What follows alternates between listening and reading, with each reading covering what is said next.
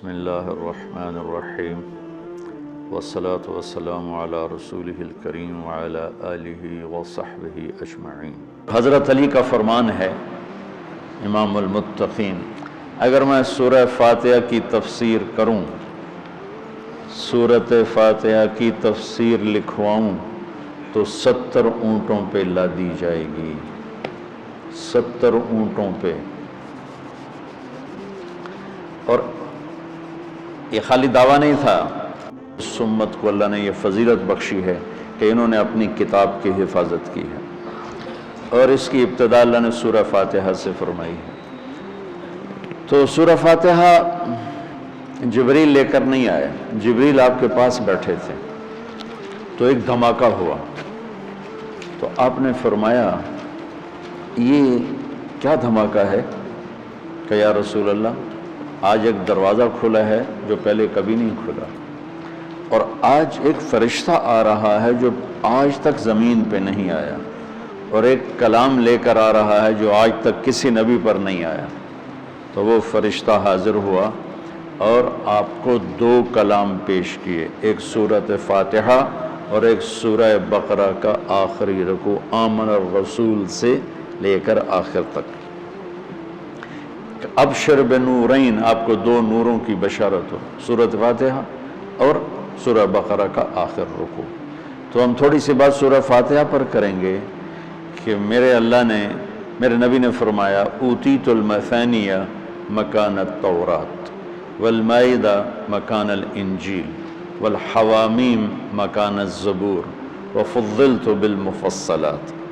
میرے سب سے بڑی کتاب تورات تھی، سب سے بڑی، اٹھانا بھی مشکل تھا، اتنی بڑی کتاب تھی۔ میرے نبی نے کہا اللہ نے مجھے تورات کے بدلے میں سورہ فاتحہ دی، 7 آیات سورہ فاتحہ دی تھی۔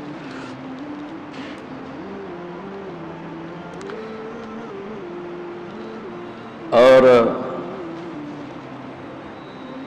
انجیل کے بدلے مجھے اللہ تعالیٰ نے سورہ مائدہ دے دی، انجیل سورہ مائدہ۔ حوامیم یعنی حامیم سے 7 سورتیں شروع ہوتی ہیں، 26ویں پارے سے وہ 25ویں پارے سے 24ویں پارے سے وہ شروع ہوتی ہیں اور 28ویں تک غالباً جاتی ہیں، 7 سورتیں کٹھی، حامیم حامیم حامیم حامیم۔ تو زبور کے بدلے اللہ نے مجھے حامیم عطا فرمائی، اور باقی قرآن کے ذریعے سے مجھے عزت اور فضیلت عطا فرمائی۔ سورہ فاتحہ امام راضی رحمۃ اللہ علیہ ایک دفعہ اپنے خطبہ میں فرمانے لگے کہ اس سے 10,000 مسائل نکلتے ہیں، تو بعض لوگوں نے ان کا مذاق اڑایا۔ وہ مذاق اڑانا تفسیر راضی کا سبب بنا، تفسیر کبیر کا، کہ فرمایا کہ جب انہوں نے میرا مذاق اڑایا تو میں نے اللہ کا نام لے کر قلم اٹھایا اور میں نے لکھنا شروع کیا۔ پہلی جلد سورہ فاتحہ پر ہے اور 10,000 مسائل اس بندے نے نکال کے پیش کیے ہیں امت کو۔ کبھی موقع ملے تو آپ پڑھ لینا۔ تو سورۃ فاتحہ سارے آسمانی کلاموں کا، جتنے آسمان سے کلام اترے، کتابیں اتریں، اس کا خلاصہ ہے قرآن، اور قرآن کا خلاصہ ہے سورۃ فاتحہ، اور سورۃ فاتحہ کا خلاصہ ہے ایاک نعبد و ایاک نستعین۔ ایک اور طرح، سارے آسمانی کلاموں کا سردار ہے قرآن، اور قرآن کا سردار ہے سورۃ بقرہ، اور سورۃ بقرہ کا سردار ہے آیت الکرسی، اللہ لا الہ الا ہو۔ تو آسمانی علوم کا خلاصہ قرآن، اور قرآن کا خلاصہ سورۃ فاتحہ، اور سورۃ فاتحہ کا خلاصہ ایاک نعبد و ایاک نستعین۔ یا اللہ صرف تیری بندگی، یا اللہ صرف تجھ سے مدد، ایاک سارے طرفوں سے، وَإِذَا سَأَلْتَ فَاسْأَلِ اللَّهَ وَإِذَا اسْتَعَنْتَ فَاسْتَعِنْ بِاللَّهِ ایاک، کہ یا اللہ صرف تیری بندگی، اور یا اللہ صرف تجھی سے مانگنا، تیرے آگے جھولی بھر، دنیا بھی اسی سے مانگنی ہے اور آخرت بھی اسی سے مانگنی ہے۔ اللہ نے ہمیں دنیا پہلے سکھائی، آخرت بعد میں سکھائی۔ ربنا آتنا فی الدنیا حسنۃ وفی الآخرۃ حسنۃ وقنا عذاب النار۔ تو سارے آسمانی کتابوں کا خلاصہ یہ ایک جملہ ہے، ایاک نعبد۔ اور بندگی صرف نماز نہیں بلکہ پوری زندگی اللہ کی چاہت میں گم ہو جائے، ڈھل جائے، اور ہر ضرورت میں اللہ ہی کی طرف ہاتھ اٹھے، مخلوق کی طرف ہاتھ۔ ایک ہوتا ہے ایک دوسرے کی مدد کے لیے، بھائی اپنا ٹریکٹر دینا، یار میری جو ہمارے ہاں ہم نے اپنی مثال دینی، جب ایک دم زمین تیار کرنے کا وقت آتا ہے تو وہ 3 ٹریکٹر بھی کافی نہیں ہوتے، تو ہم کہتے ہیں جی ذرا اپنا ٹریکٹر بھیج دینا، ایک ہی دن میں ہماری زمین ساری تیار ہو جائے۔ یہ ایک دوسرے کی امداد باہمی ہے۔ مدد جہاں انسان بے بس ہے، صرف اللہ ہی کر سکتا ہے، ان چیزوں میں اللہ کے سامنے جھولی پھیلانا، اسی کو پکارنا، اسی کے آگے ہاتھ پھیلانا اور اسی کے آگے سر جھکانا۔ حنین میں صحابہ جیسی ہستیوں نے کہا آج ہمیں کوئی نہیں ہرا سکتا، ہم بہت زیادہ ہیں۔ اللہ نے ایک حلے میں اڑا کے سب کو کہاں سے کہاں بھگا دی۔ لن نغلب من قلۃ، آج ہمیں کوئی نہیں ہرائے گا۔ تو پہلے حملے میں ہی قدم اکھڑے اور صرف 88 آدمی اللہ کے نبی کے ساتھ رہ گئے، 12,000 بھاگ گئے۔ پھر یوم حنین اذ اعجبتکم کثرتکم فلم تغن عنکم شیئا۔ تو میرے عزیزو، سورۃ فاتحہ پورے قرآن کی چابی ہے، تمہید ہے۔ قرآن توحید بتاتا ہے، رسالت بتاتا ہے، آخرت بتاتا ہے۔ سورۃ فاتحہ میں توحید بھی ہے، رسالت بھی ہے اور آخرت بھی ہے۔ الحمدللہ رب العالمین الرحمن الرحیم مالک یوم الدین۔ الرحمن الرحیم تک اللہ کی ذات صفات توحید ہے، مالک یوم الدین جزا سزا اور آخرت ہے، ایاک نعبد و ایاک نستعین یہ مقصد زندگی ہے، اہدنا الصراط المستقیم یہ طلب ہے زندگی کی، سب سے بڑی طلب ہدایت ہے، الصراط الذین انعمت علیہم یہ رسالت کہ جن پر تیرا انعام ہوا، اولئک مع الذین انعم اللہ علیہم من النبیین والصدیقین والشہداء والصالحین وحسن اولئک رفیقا۔ تو سورۃ فاتحہ کو مجھے کوئی یاد پڑتا ہے، ایک دفعہ میں کہیں پڑھا تھا کہ اللہ اپنی ذات کو اتنے خوبصورت انداز میں بیان کرتا ہے، الحمدللہ رب العالمین الرحمن الرحیم مالک یوم الدین۔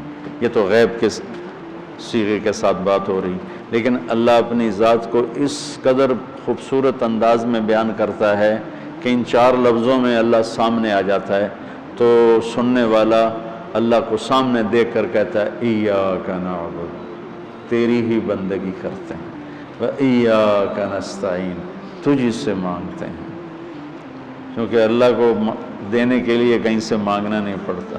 ابراہیم علیہ السلام نے آگ میں جاتے ہوئے جبریل اور ہوا کے فرشتوں کو کہہ دیا تھا اما الیک فلا واما الی اللہ فنعم ایاک نعبد وایاک نستعین۔ اللہ تعالیٰ نے اپنی ذات کو اس خوبصورت انداز میں پیش کیا کہ جیسے ہم اللہ کو دیکھ کر کہہ رہے ہیں ایاک نعبد وایاک نستعین، اللہ صرف تیری بندگی کریں گے، یہ سر اور کہیں نہیں جھکے گا، اور یا اللہ صرف تجھ سے مانگیں گے اور کسی سے نہیں مانگیں گے۔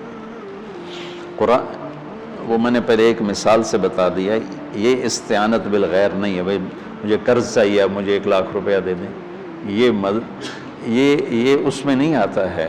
میرے نبی قرضہ اٹھاتے تھے، میرے نبی نے جنگ کے لیے تلوار اٹھائی، زرہ پہنی، اسباب کی دنیا ہے، اسباب کا اختیار کرنا اور چیز ہے، اور جن چیزوں میں اللہ کے سوا کوئی کرنے والا نہیں وہ لوگوں کے سامنے ہاتھ پھیلا دینا۔ استعانت صرف اللہ سے۔ اگر آپ نماز کی عادت ڈال لو نا، آپ پڑھتے ہو لیکن ہر حاجت میں مصلی پہ آ جاؤ، پھر آپ کو ایاک نستعین کا مزہ آئے گا۔ اپنی حاجت نماز کے ذریعے اللہ کے سامنے رکھو۔ ایک بدو طواف کر رہا تھا، یا اللہ تجھے پتہ ہے نا میں بھی بھوکا ہوں اور میری اونٹنی بھی بھوکی ہے، اور مجھے کھانے کو میرے بچے بھی بھوکے اور میں بھی بھوکا۔ ایک آدمی ساتھ سن رہا تھا، تو نے جلدی سے اپنے تھیلی نکالی درہموں کی، کہا میرے بھائی قبول فرما، کا پیچھے ہٹ۔ تو اس سے لینا ہوتا تو اس کے گھر میں آتا، جس کے گھر آیا ہوں اسی سے لینا، چل مجھے نہیں چاہیے۔ وہ طواف سے فارغ ہوا تو اعلان ہوا فلاں ابن فلاں کہاں ہے؟ تو یہ خود تھے، کہا جی میں ہوں۔ کہا آپ کے چچا کا انتقال ہوا ہے تو انہوں نے اپنی ساری وراثت آپ کے نام کر دی ہے، چونکہ ان کی اولاد کوئی نہیں تھی۔ تو 1 منٹ میں اللہ تعالیٰ نے قبول فرمائی۔ ہشام بن عبد الملک اور سالم بن عبداللہ بن عمر بیت اللہ کا طواف فرما رہے تھے، تو ہشام نے کہا سالم کوئی ضرورت تو بتاؤ، تو وہ کہنے لگے اللہ کے گھر میں ہو کر میں اللہ کو نہ بتاؤں تمہیں بتاؤں، کتنے شرم کی بات۔ تو ہشام چپ ہو گیا۔ ہشام بادشاہ تھا بنو امیہ کا۔ تو جب دونوں باہر نکلے تو ہشام نے کہا اچھا اب تو بولیے، کوئی ضرورت بتائیں۔ تو سالم بن عبداللہ بن عمر، حضرت عمر کے پوتے، کہنے لگے کیا بتاؤں، دنیا کی یا آخرت کی؟ وہ کہنے لگا دنیا کی بتاؤ، آخرت کی میں کیا پوری کروں گا؟ تو وہ کہنے لگے دنیا تو کبھی اللہ سے نہیں مانگی، تجھ سے کیا مانگا؟ ما سألت من یملکھا فکیف من لا یملکھا، جو دنیا کا شہنشاہ ہے، دنیا تو اس سے کبھی نہیں مانگی، تم سے کیا مانگوں گا؟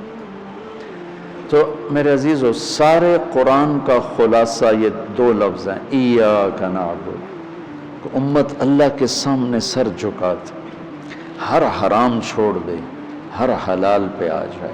بندگی صرف نماز نہیں ہے، بازار کی بندگی کیا ہے؟ سچائی، ناپ تول کا پورا ہونا، وعدے کو وفا کرنا، کھوٹ ملاوٹ سے بچنا، یہ بازار کی عبادت ہے۔